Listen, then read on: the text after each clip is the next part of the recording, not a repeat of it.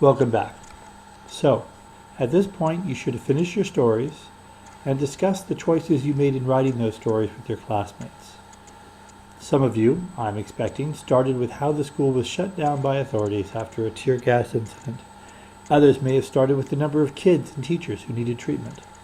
And still others may have gone with an update lead, with police seeking the culprits behind the tear gas attack that closed a Portland school on Thursday.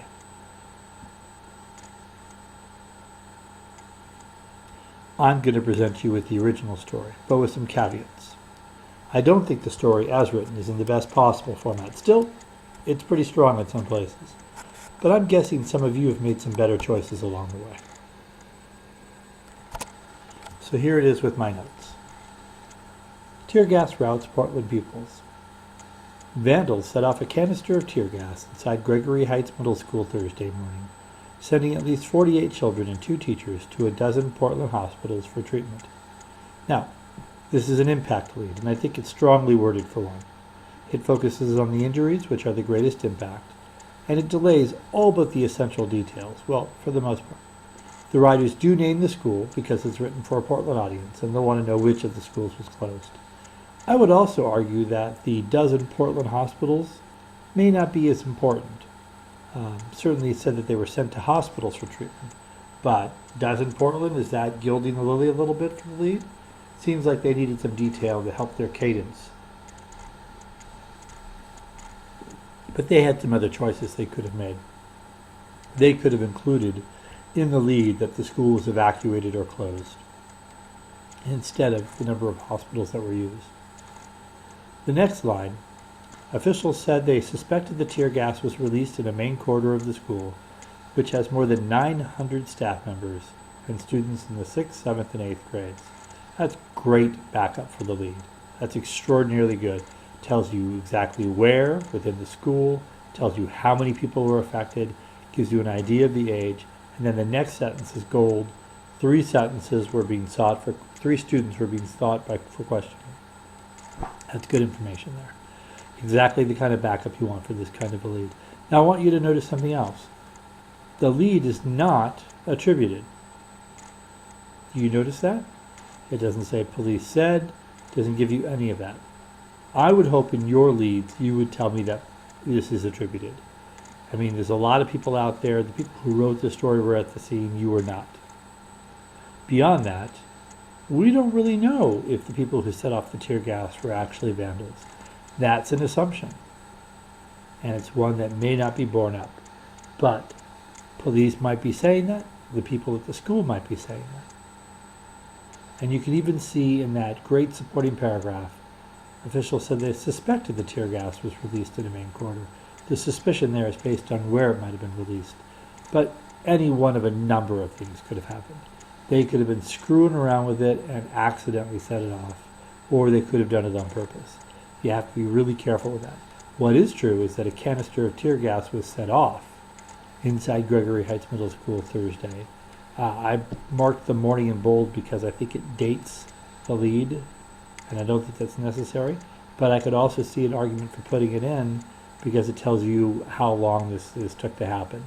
And I don't know, it's a while, I think, before we get the timing of it. Moving down. The problem caused no evacuation of homes in the neighborhood around the school at Northeast 73rd Avenue and Siskiyou Street.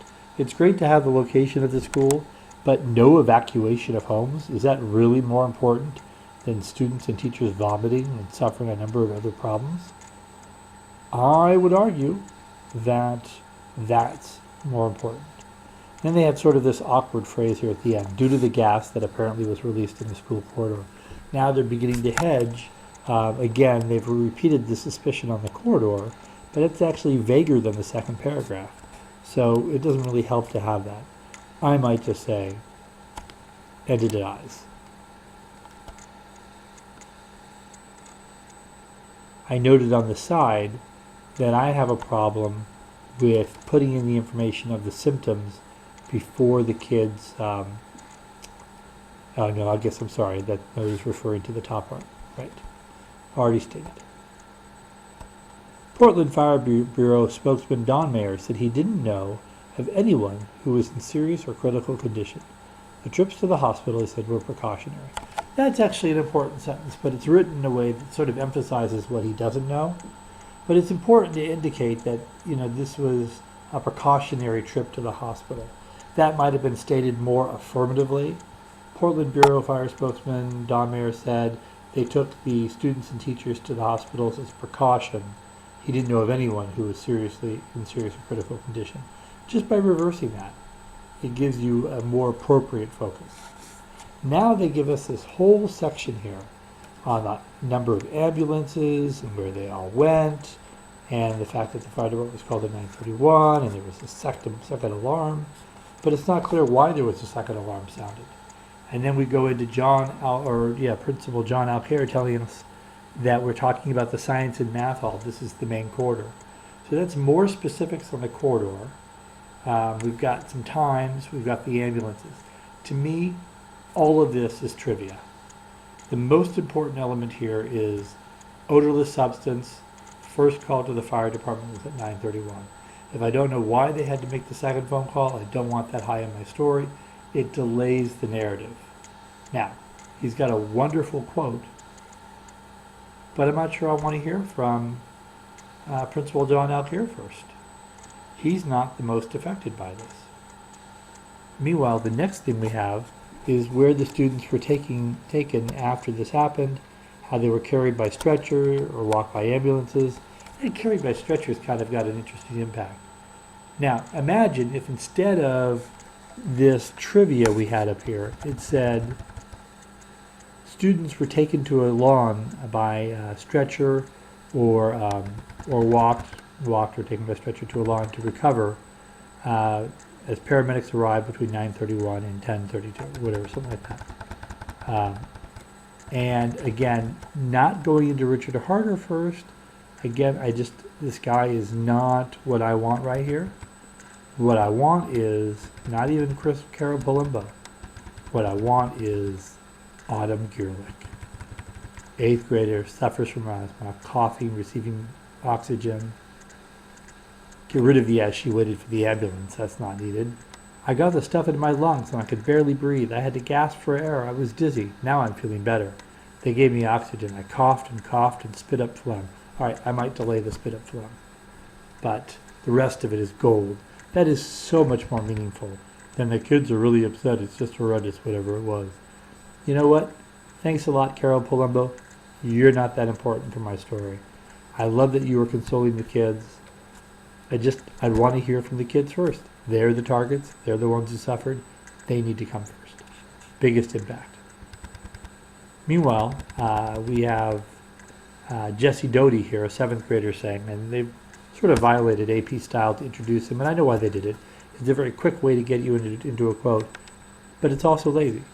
Just say, Jesse Doty, 12, a 7th grader, said he also started coughing, period. Quote, "It just stung my throat, my eyes watered and turned red." And then we got the next kid's fine. Now look at this. The Fire Bureau began allowing staff members to return inside about noon. That comes before the fact that they're identifying it as mace. Did you see that? Mace-like container up here.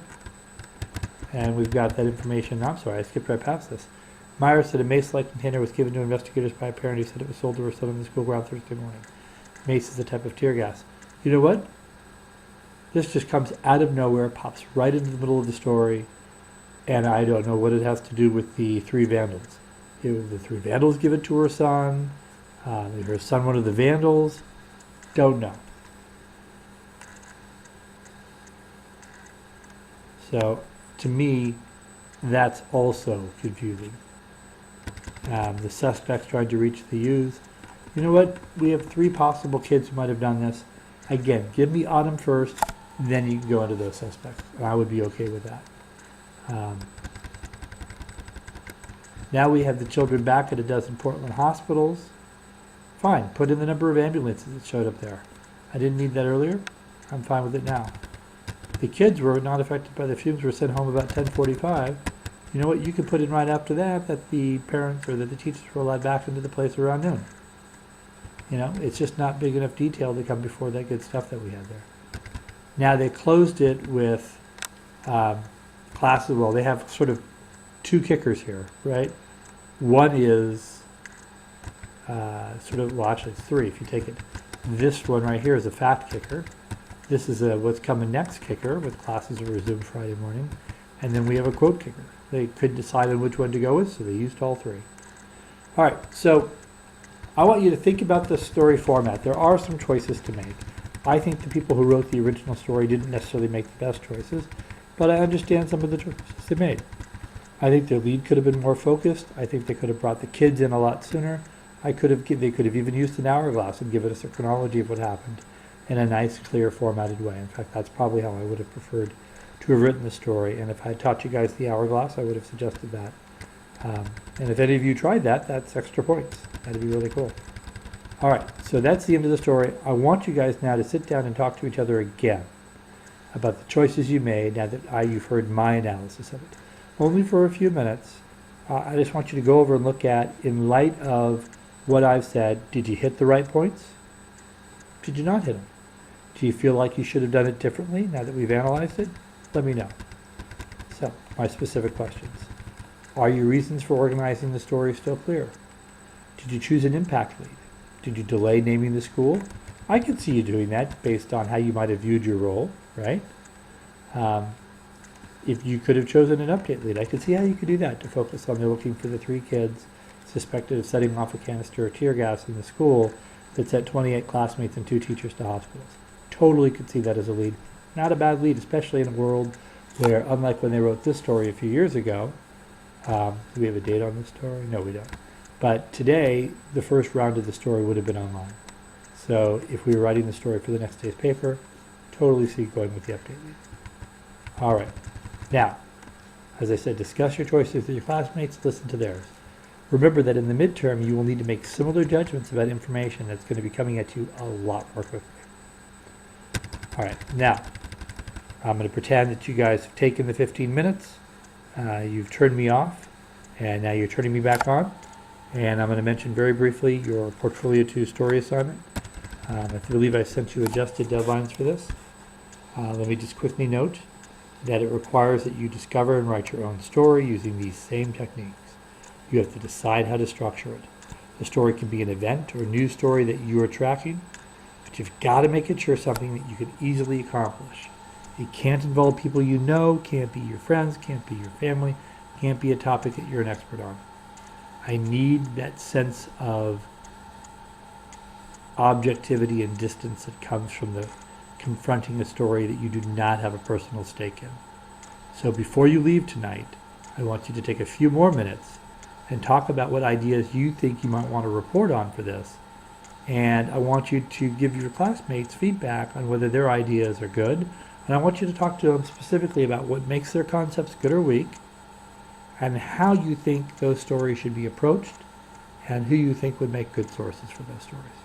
Tackle that, and you guys are out of here. See you next week. Thank you very much.